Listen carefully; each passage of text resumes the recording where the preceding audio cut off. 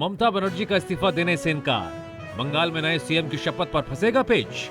बंगाल में 9 मई को बीजेपी सरकार की शपथ। আমরা তো হারিয়ে নিয়ে যাব, হারলে আমি যদি শপথ দিতে যেতাম তাহলে আমি রেজিগনেশনটা করতাম। इन बयानों के साथ इन दिनों पश्चिम बंगाल की राजनीति में एक नई बहस तेज हो गई है। ममता बनर्जी के इस रुख के बाद राज्य की सियासत एक नए टकराव की ओर बढ़ती दिख रही है। अब ये बहस सिर्फ राजनीतिक आरोप प्रत्यारोप तक सीमित नहीं रही, बल्कि इसे संविधान बनाम राजनीति की लड़ाई के तौर पर भी देखा जा रहा है। सबसे बड़ा सवाल यही उठ रहा है, अगर कोई सत्ताधारी या हारने वाला दल परिणामों के बाद इस्तीफा नहीं देता तो आगे क्या होता है और भारत का संविधान इस स्थिति को कैसे देखता है।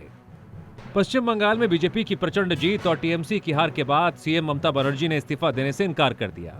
इतना ही नहीं, ममता बनर्जी दावा करते हुए कह रही हैं, अगर कोई मुख्यमंत्री चुनाव हारने के बाद भी राज्यपाल को इस्तीफा नहीं देता तो स्थिति संविधान और विधानसभा में बहुमत पर निर्भर करती है। देश में ऐसी व्यवस्था है, यहाँ केवल चुनाव हारना ही तुरंत पद छोड़ने का कारण नहीं होता, जब तक कि सरकार का बहुमत खत्म न हो जाए। लेकिन समय का खेल कहिए या बदलते समय की चाल, ममता दीदी इन दावों में भी फेल साबित दिख रही हैं, क्योंकि पश्चिम बंगाल में बीजेपी को मिली सीटें बता रही हैं बहुमत बीजेपी के पास है। जिसके साथ ही अब बात करते हैं आगे क्या क्या हो सकता है। भारतीय संविधान का अनुच्छेद 164 स्पष्ट करता है, राज्यपाल ही सीएम की नियुक्ति करते हैं और साथ ही यदि मुख्यमंत्री चुनाव हार गए हैं या उनकी पार्टी सदन में बहुमत खो चुकी है और फिर भी वे इस्तीफा देने में आनाकानी करते हैं तो राज्यपाल को उन्हें पद से हटाने का पूरा अधिकार है। इतना ही नहीं, राज्यपाल एक आधिकारिक आदेश जारी कर वर्तमान सरकार को तत्काल प्रभाव से भंग भी कर सकते हैं। अब बात करते हैं कि राज्यपाल के पास कौन कौन से रास्ते हैं जिसे वे अपना सकते हैं। पहला रास्ता संविधान के तहत, अगर मुख्यमंत्री इस्तीफा नहीं देते हैं तो राज्यपाल विधानसभा का विशेष सत्र बुला सकते हैं। इस सत्र में बहुमत साबित करने के लिए अविश्वास प्रस्ताव लाया जाता है। अब चूंकि चुनाव परिणामों ने साफ कर ही दिया है कि बीजेपी के पास 207 सीटें हैं और टीएमसी के पास सिर्फ 80, इसीलिए ममता बनर्जी का सदन में बहुमत साबित करना नामुमकिन होगा। अविश्वास प्रस्ताव पारित होते ही मुख्यमंत्री को हर हाल में अपनी कुर्सी छोड़नी पड़ती है। दूसरा रास्ता, यदि मुख्यमंत्री हार के बावजूद पद पर बने रहते हैं और इस्तीफा देने से इनकार कर देते हैं तो इसे संवैधानिक मशीनरी की विफलता माना जाता है। ऐसी विकट स्थिति में राज्यपाल केंद्र सरकार को अपनी रिपोर्ट भेजकर अनुच्छेद 356 के तहत राष्ट्रपति शासन लगाने की सिफारिश कर सकते हैं।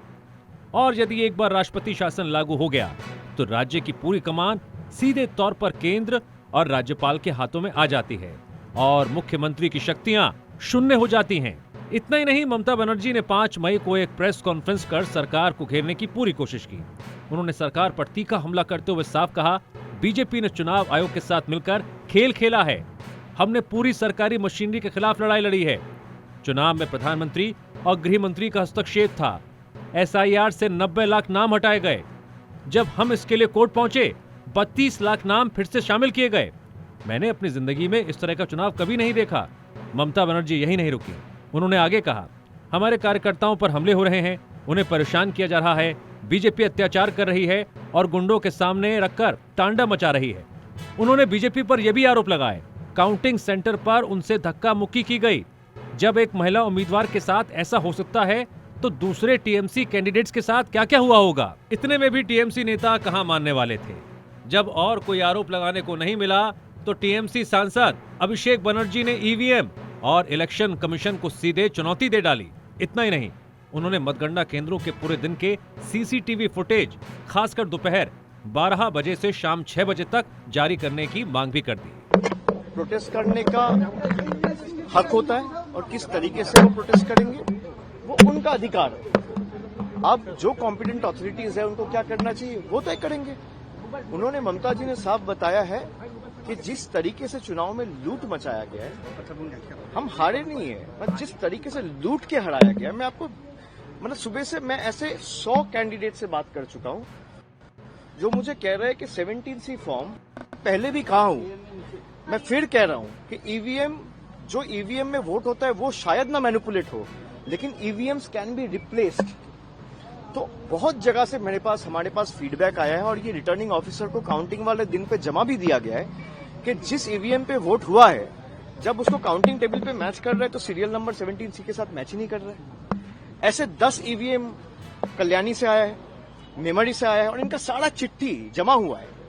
ऐसे 100 काउंटिंग सेंटर्स है, 100 एसीज है, जहां पे आप अगर कोर्ट में जाओगे, चैलेंज करोगे, तो 2 बजे के बाद सारे काउंटिंग एजेंट्स को हटा दिया गया, मार के भगा दिया गया और वो सारे सीसीटीवी फुटेजेस में रिकॉर्डेड है। आप मुझे बताइए 2 बजे तक जहां पे 90% 80% काउंटिंग कंप्लीट होना चाहिए, आप कल टाइम स्टैम्प देख लीजिए इलेक्शन कमीशन का, दोपहर को 2 बजे तक, 2:30 बजे तक सिर्फ 3 राउंड 4 राउंड काउंटिंग हुआ था और 20 राउंड बाकी है, कहीं 24 राउंड बाकी है, कहीं 25 राउंड बाकी है, कहीं 18 राउंड बाकी है। मतलब 10% 15% आपने काउंटिंग करके वो लीड दिखा दिया और माहौल ऐसा बना दिया मीडिया के सहायता से कि ये दिखाने के लिए कि बीजेपी जीत चुकी है। और जोर जबरदस्ती, वहां पे कोई स्टेट का आदमी था नहीं।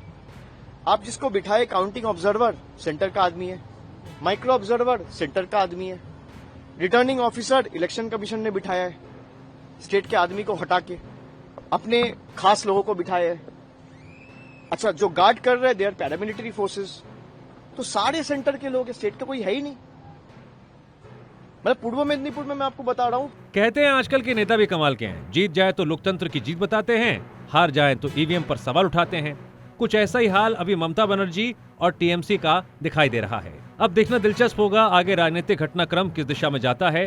क्या टीएमसी की ओर से कोई बड़ा फैसला सामने आता है या फिर यह मामला और आगे बढ़ता है। साथ ही सभी की नजरें इस बात पर भी रहेंगी, चुनाव आयोग और संबंधित संस्थाएं इस पूरे विवाद पर क्या रुख अख्तियार करती हैं। राज्य की राजनीति में आगे क्या मोड़ आता है, ये आने वाले समय में ही साफ हो पाएगा। सवाल ये भी कि बंगाल में कैसे बनेगी बीजेपी की सरकार। आप इस पूरे मामले पर क्या सोचते हैं? अपनी राय हमें कमेंट सेक्शन में जरूर बताइए और ऐसे ही अपडेट्स के लिए जुड़े रहिए।